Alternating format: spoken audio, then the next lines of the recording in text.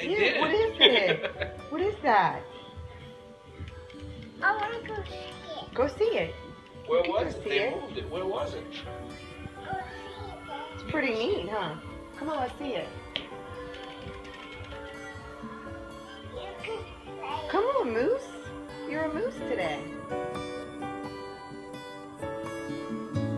My name's Kelley Delaune. I found out I was pregnant with twins 4 years ago, Lucy and Roman Delaune.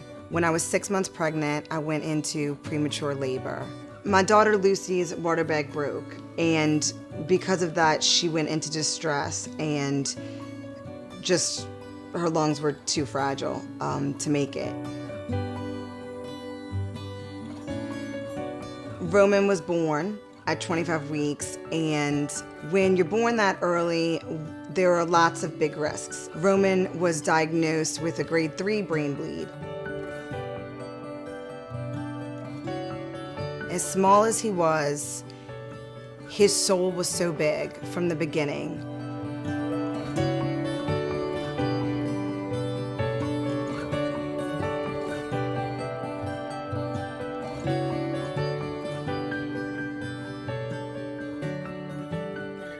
He stayed in the NICU for 4 months.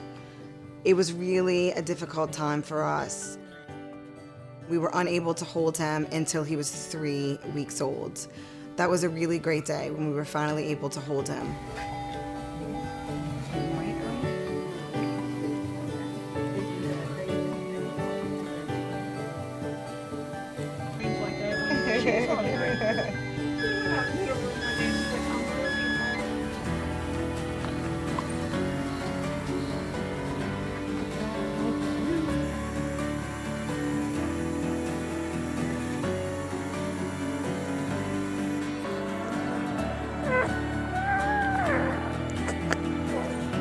you stretching.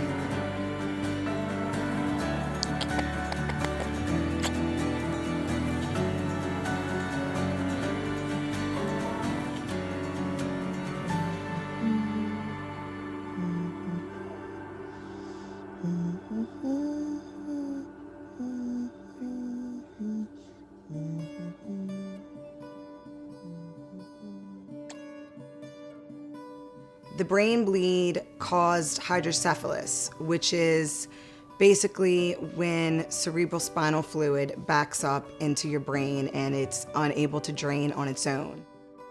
To reroute the fluid, a permanent shunt was placed in Roman's brain. After the shunt was placed, it was all about letting him learn how to drink with a bottle and gain enough weight to leave. Hey, I did that boy. Hi. We were just really, really excited to have him home. You know, what felt like a normal situation for your baby to be home with you and to be able to hold him and feed him and not be in a hospital with wires and incubators and all that stuff. You talking? Say Papa. We just were taking care of Roman, having fun with him. Hi. You making noises? Because of his brain bleed, we were told to watch for certain signs. One of the first things that we saw was his right arm did not reach as high as his left arm.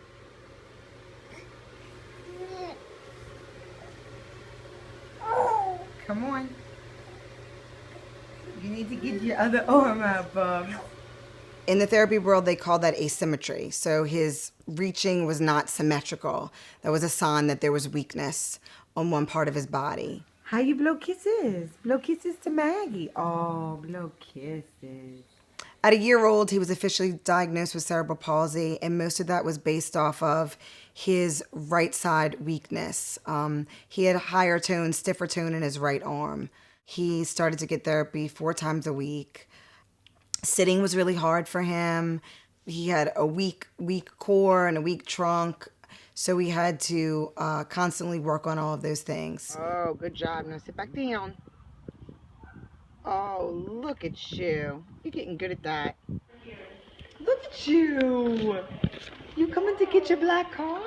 At some point, we realized that Roman developed a stiffness in his legs that indicated to us that more than likely his legs were affected. Go to bed. Yeah, good job. Good job, bud. We went to a specialist, actually went to several specialists, and eventually he was diagnosed with spastic cerebral palsy. Spasticity is basically a technical term to describe tightness. It means that his muscles, the muscles in his legs, constantly contract, causes tightness, it causes stiffness. It gets in the way. It gets in the way of his mobility. The part of his brain that is in control of voluntary movements has been affected or damaged. With each growth spurt, he's at risk of getting tighter. As he gets tighter, he's at risk for losing more mobility and orthopedic issues, orthopedic surgeries, muscle and joint issues. Let's go to the ball pit. Roman, let's go. 3 steps. Ready? 1, 2, 3. I began to research over the last year, and my research led me to a surgery called selective dorsal rhizotomy. There's a world-renowned neurosurgeon in St. Louis, Missouri, who performs the surgery. The surgeon goes into the spinal cord and tests the nerves, figures out which nerves are sending the tight messages, the most spastic messages, and he clips those nerves. When I learned about the surgery, honestly, I felt scared. I put it off the table. I avoided it probably for about 6 months. I decided to start contacting parents whose children have been through the procedure. We were amazed. We were amazed at the videos that they were showing us. We knew that we had to look further into this. We knew that we couldn't just stick our heads in the sand and ignore this procedure. We sent Roman's information in. We took a video assessment of him, and we waited. You're doing a good job, buddy. We received the call that he was a candidate for the surgery, and Dr. Park made the prediction that Roman will independently walk in all environments at some point post-surgery. Look at you. Go, Roman, go. Whoa. Boom. Those were the words that we wanted to hear. We wanted to hear that he was a candidate. We wanted to hear that the prediction was that he would walk on his own. Along with hope comes fear of the surgery. After the surgery, we will go into intensive rehab. We will be doing physical therapy and occupational therapy daily, definitely for the first year. Roman's going to be weak. He's going to be weak because he's not going to be able to use that tightness anymore that he's been using. Here he comes. Come on. Oh, you had enough? We have never had someone say to us that he would walk on his own.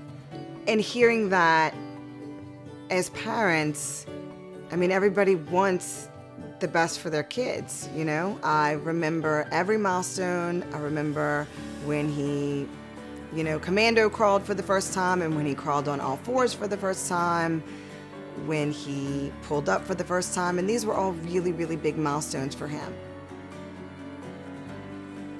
Oh, yeah! Yay! Remy! No! Did he block it?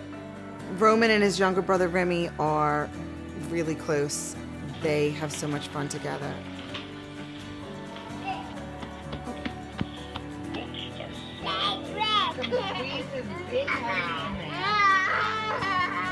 Cerebral palsy does not stop him. It does not stop our family. It's a barrier.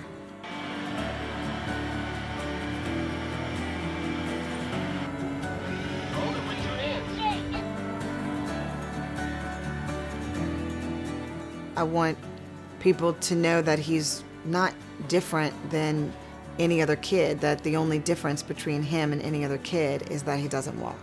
Where he lacks in physical capabilities, he makes up for it in personality and love and joy and happiness.